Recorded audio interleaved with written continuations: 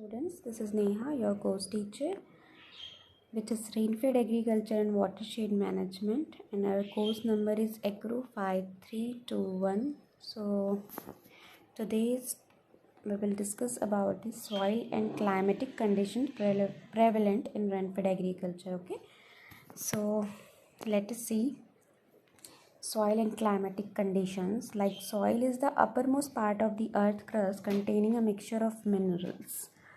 It is a three-phase system containing solid, liquid, gaseous component existing in certain equilibrium. Right? So basically, soil is made with the combination of solid, liquid and gases. Okay so upper most part को हम क्या कहते हैं, soil कहते हैं, और जिसमें बहुत से मिनरल्स होते हैं बेसिकली. ठीक है, और जो मिनरल्स जो होते हैं सॉलिड, लिक्विड और गैसियस फॉर्म में होते हैं. राइट. सो अगर हम देखें कि ideal dry land soil conditions क्या होती है, so will discuss about the soil texture has a profound influence on the productivity of soil. In general depth, texture, structure, drainage conditions and soil moisture relationship are very important soil properties which decides the crop growth. Okay, so these are the component we can say, okay, or elements of the dryland soils, okay, which are responsible for the crop growth and development. Okay, so always remember that soil texture, structure and drainage condition, basically these three elements of soil are very important for good crop production, growth and development. Okay, so advantages and disadvantages of coarse and fine texture soils regarding crops are listed in our table. Okay, so let us move. Okay, so there are table which I show you, and these tables have 4 column and the different characteristics, basically characteristics of soil we can say, like plant nutrients, moisture holding capacity, bulk density, pore space, pores, infiltration, percolation, permeability and water stagnation. Right.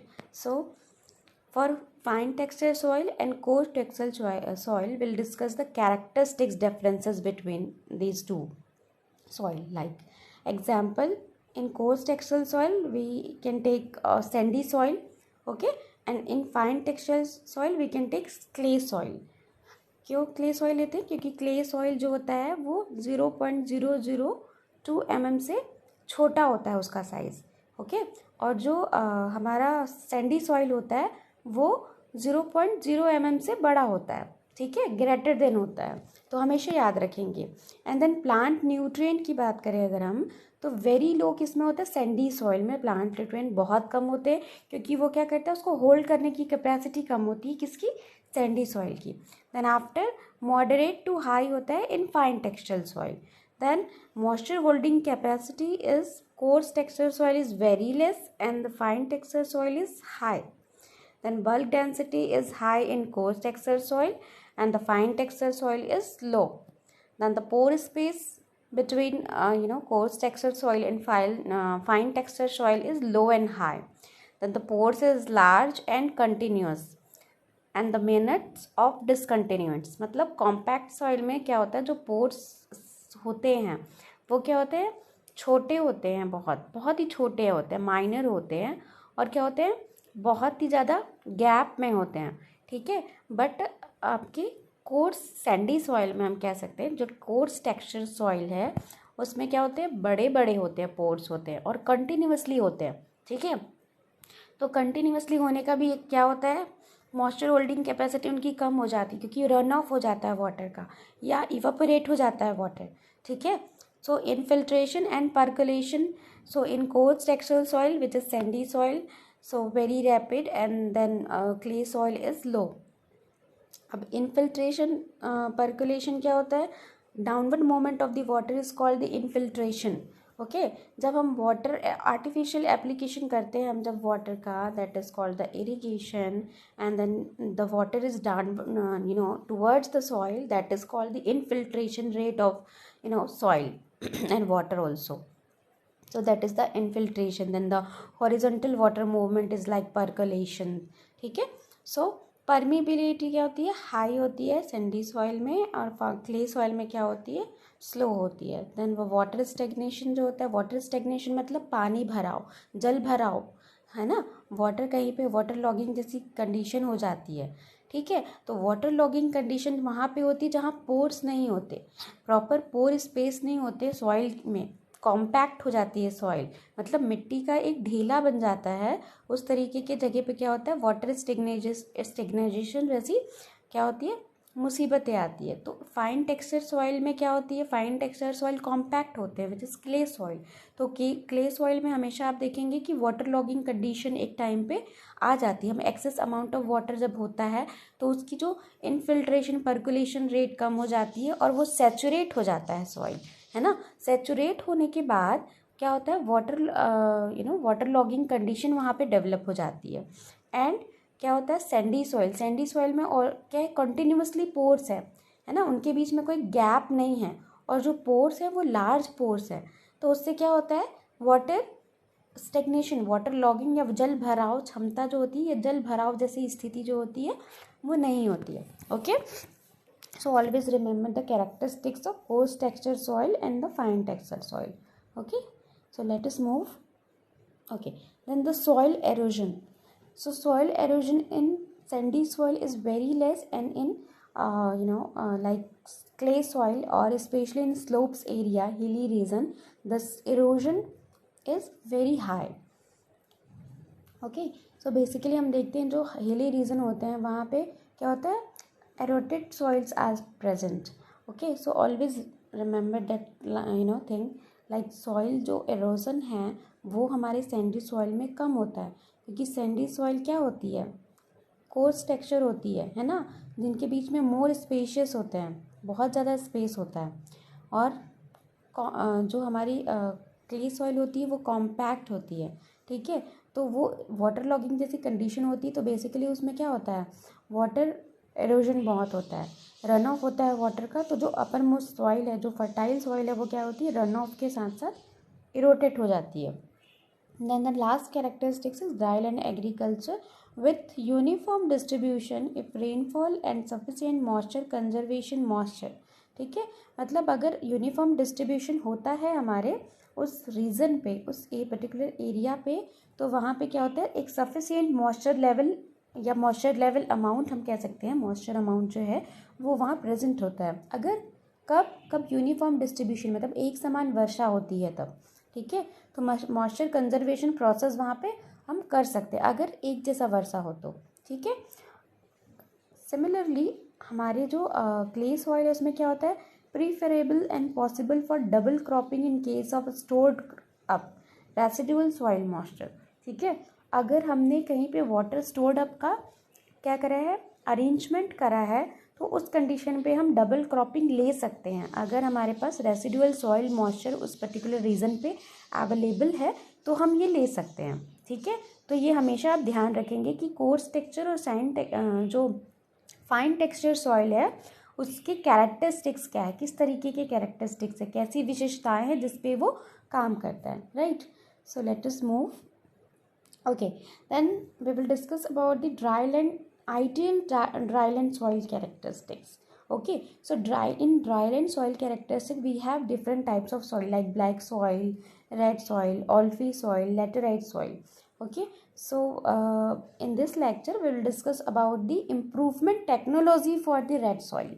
Okay, so dryland soil occurs in almost all the regions of the country, and the major soil types in these dry regions are red soil, which is alfy soil, and then black soil, which is insepti soil and verti soil, and then laterite soil, which is alti soil and desert soil. Okay, desert soil is basically present in the arid region. सूखे जगह में desert soil हमको मिलता है, राजस्थान जयपुर जैसी जगह में हमें डेजर्ट एरिया में हमें क्या होता है, एरिड सॉइल मिलता है, ठीक है। So the characteristics features of the major soil groups and the prospects for raising crops in these soil under dryland conditions are described here. So we have 4 columns like technology, aims and suggestions and observations. okay, for the improved technology of red soil, which is अल्फी soil. Okay, so अल्फी soil का हम characteristics देखते हैं कि अल्फी soil में हम कौन सी technology क्या करें, इम्प्रूव करें, कौन सी टेक्नोलॉजी हम वहाँ पे देखें जिससे हमारी जो सॉइल है वो इम्प्रूव हो। ठीक है, और हमारा एम क्या है, हम क्या उद्देश्य है, हमारा ऑब्जेक्टिव क्या है, ड्राईलैंड जो ड्राईलैंड एरिया है वहाँ सॉइल को इम्प्रूव करने का हमारा क्या एम है। ठीक है, क्योंकि जो ड्राईलैंड रीजन में basically अल्फी soil, इंसेप्टी soil, Varti soil और एरिड सॉइल मिलती है। ठीक है, जिसमें हर टाइप का कैरेक्टरिस्टिक्स होता है, हर टाइप के कैरेक्टरिस्टिक्स अवेलेबल होते हैं। ठीक है, फाइन टेक्सचर होता है, कोई कोर्स टेक्सचर होता है। ठीक है, किसी के में वाटर होल्डिंग कैपेसिटी अच्छी होती है, किसी की बल्क डेंसिटी कम होती है, किसी की ज़्यादा होती है। ठीक है, तो ये अलग अलग कैरेक्टरिस्टिक्स जो है वो डिफाइन करते हैं हमारे सॉइल की प्रॉपर्टीज़ को, right. So we have first technologies for red soil, which is land and water management. Okay, so in this section we'll discuss about the land and water management for the red soil. Okay, and what is our aim? Our aim is realigning and straightening of field or boundary bonds for conservation of soil and water. ठीक है, अब किसी चीज़ को realign करना मतलब क्या होता है, बेटर करना, उसकी स्थिति को सुधारना, राइट। तो रियलाइनिंग एंड स्ट्रेटनिंग ऑफ फील्ड और boundary bonds for conservation of soil and water, मतलब हमें क्या होता है, फील्ड को सुधार करना होता है, मिट्टी सुधार करने की स्थितियाँ बनानी होती है या टेक्नोलॉजी इम्प्रूव करना होता है। उसके साथ साथ हमें क्या करना था, बाउंड्री और बॉन्ड्स बनाने होते हैं। बाउंड्री क्यों बनाना होता है, हमें बाउंड्री बनाने का हमारा मेन एम होता है हम उनकी जो रन ऑफ वाटर है वो रोक सके। ठीक है, वाटर स्टोर्ड कर सके उस रीजन पे। ठीक है, और क्या कर सके, सॉइल एंड वाटर को हम क्या कर सके, कंजर्व कर सके, संरक्षण कर सके हम उसका, राइट। और सजेशंस और ऑब्जर्वेशंस में हम देखते हैं कि क्या होता है।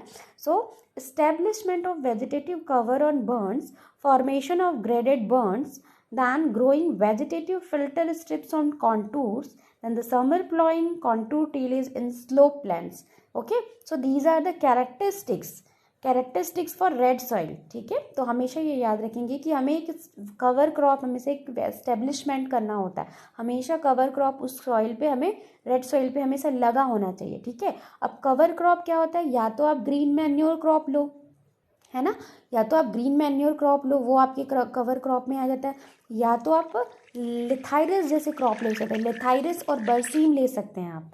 ठीक है, लिथाइरस और बरसीम जैसे क्रॉप्स को आप as a cover crop use कर सकते हैं for the management of the dryland soil. Okay, for the management of the soil and moisture conservation we could से।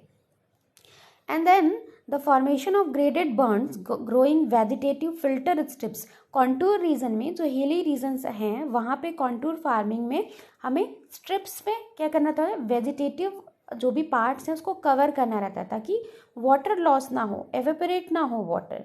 ठीक है, तो ये भी एक तरीका होता है सॉइल एंड वाटर कंजर्वेशन करने का। Then the contour tillage in slow plains. ठीक है, मतलब टीलेज ऑपरेशन प्रॉपर करने रहते हैं ताकि मिट्टी को हम उलट पलट करेंगे, डाउनवर्ड अपवर्ड करेंगे तो क्या होगा, उससे वाटर होल्डिंग कैपेसिटी मिट्टी की बढ़ेगी। और वाटर होल्डिंग कैपेसिटी को बढ़ना मतलब क्या होता है, वाटर स्टोर्ड करके रखना। ठीक है, फॉर दी एडवर्स टाइम। ठीक है, मतलब एक उल्टे समय के लिए हम अगर रखते हैं वाटर मॉइस्चर या सॉइल मॉइस्चर कंजर्वेशन, तो हम उस जगह पे डबल क्रॉपिंग जैसी सिस्टम अपना सकते हैं। Okay, so let us move. Okay, the technologies and aims are same and the suggestions are the different. Okay, so there are many suggestions and observations for the red soil, so always remember. So opening of dead furrows like at 10 feet interval, मतलब बहुत से furrows जो होते हैं वो एक time के बाद फ्लैट हो जाते हैं, पैरेलल हो जाते हैं, मतलब हमारे फील्ड में मिल जाते हैं। तो क्या करना पड़ता है, हमें उस फरो को फिर से बनाना पड़ता है, उस फरो का फिर से निर्माण करना पड़ता है, right. Then the construction of the dug out ponds. ठीक है, मतलब पॉन्ड्स हमें बनाने होते हैं, हमें ऐसी जगह पॉन्ड्स क्यों बनाने होते हैं, वाटर हार्वेस्टिंग करने के लिए। ठीक है, जहाँ पे एक्सेस वाटर अमाउंट है वो हम क्या कर सके, हार्वेस्ट कर सके, एक जगह पे ले सके। Okay, then the next is for the soil depth more than 20 centimeter deep tillage once in 3 years for better infiltration of the rainwater and to reduce pest and weed problems, right. So soil depth क्या होता है, जब हम tillage operation करते हैं तो हमें soil depth का भी ख्याल रखना होता है। तो वो more than 20 centimetre for the dry land region हमें क्या करना होता है, टीलेज ऑपरेशन करना होता है for the better infiltration of the water, ठीक है। ताकि जो इन्फिल्ट्रेशन है वाटर का, रेन वाटर का या आर्टिफिशियल वाटर का, आर्टिफिशियल वाटर हम इसलिए नहीं कह सकते क्योंकि ये ड्राई रीजन है ना। तो जो भी वाटर है वो रेन वाटर होगा, है ना, वर्षा आधारित होगा। तो रेन वाटर का इन्फिल्ट्रेशन रेट अच्छा हो, डाउनवर्ड मोमेंट अच्छा होगा, तब ना वाटर होल्ड करके रख पाएगी सॉइल, है ना। तो हमें टीलेज ऑपरेशन करना पड़ता है। साथ ही साथ इन्फिल्ट्रेशन रेट के साथ साथ पेस्ट और जो वीड्स के प्रॉब्लम्स हैं वो नहीं होते। जो अगर हम ज़्यादा डेप्थ तक के टीलेज ऑपरेशंस करते हैं तो जो वीड्स के जो सीड्स होते हैं वो क्या होते हैं, ऊपर आ जाते हैं और क्या होते हैं, सन ड्राई हो जाते हैं। तो जिससे उस सीड्स की जो जर्मिनेशन है वो नहीं हो पाती, है ना। क्योंकि वीड्स जो होते हैं वो हमारे क्रॉप्स के कंपैरिजन में बहुत ज़्यादा एक्सेस वाटर अमाउंट जो है वो ले लेते हैं। तो जिससे हमारे क्रॉप के लिए क्या होता है, less amount of water available हो जाते हैं। तो जिससे क्रॉप का क्या होता है, ग्रोथ और डेवलपमेंट, या हम कह सकते हैं वेजिटेटिव ग्रोथ या बढ़वार जो है वो कम हो जाता है। अब वेजिटेटिव ग्रोथ कम हो जाएगा तो वो सीधे सीधे कहाँ से कनेक्टेड होता है, वो हमारे यील्ड और प्रोडक्शन से कनेक्टेड होता है, right. Then the next is mulching with agricultural wastage at the 5 ton per hectare within 10 days after sowing of crop to prevent evaporation losses, ठीक है। मतलब क्रॉप्स रेसिड्यूज का हम मल्चिंग कर सकते हैं, है ना। क्यों, ताकि हम क्या कर सके, इवेपोरेशन जो है, वाटर लॉस होता है जो सॉइल के थ्रू, वो कम कर सके। Then the water harvesting in farm pond and subsequent usages as supplementary in life saving irrigation to increase yields of rainfed crops, ठीक है। तो हम जो क्या करते हैं, वाटर हार्वेस्टिंग करने के लिए फार्म पॉन्ड्स का या अलग अलग सप्लीमेंट्री जो भी इरिगेशन को कलेक्ट करने का जो है व्यवस्था या अरेंजमेंट हम कह सकते हैं, ये बनाते हैं ताकि हम यील्ड्स को, रेनफेड क्रॉप के यील्ड्स को इंक्रीज कर सकें। क्योंकि without water cultivation process is not possible, we all know that, okay. So ये था हमारा improve technologies for the red soil. If you draw this type of column like characteristics and all, so I am sure you will get the very good marks, okay. So आज के लिए बस इतना ही। हम देखें कि रेड सॉइल में कौन कौन से कैरेक्टरिस्टिक्स हैं और हमारा एम क्या है उसे करने का, ठीक है। और कौन सी टेक्नोलॉजी है जो हम वहाँ पे इम्प्रूव कर रहे हैं, राइट। तो ये क्या होगा, आपका सॉइल कंडीशंस हो गया, ठीक है। बट ड्राई लैंड सॉइल में बहुत अलग अलग टाइप के सॉइल होते हैं, रेड सॉइल होता है, ब्लैक सॉइल होता है। तो इस लेक्चर में हमने रेड सॉइल देखा and the next lecture will discuss about the same characteristics about black soil. Black soil में क्या कैरेक्टरिस्टिक्स होते हैं और हमारा क्या एम है, ये हम देखेंगे, right. So I hope you all got the sense. आज के लिए बस इतना ही। Thank you very much. Till then be safe, take care, thank you.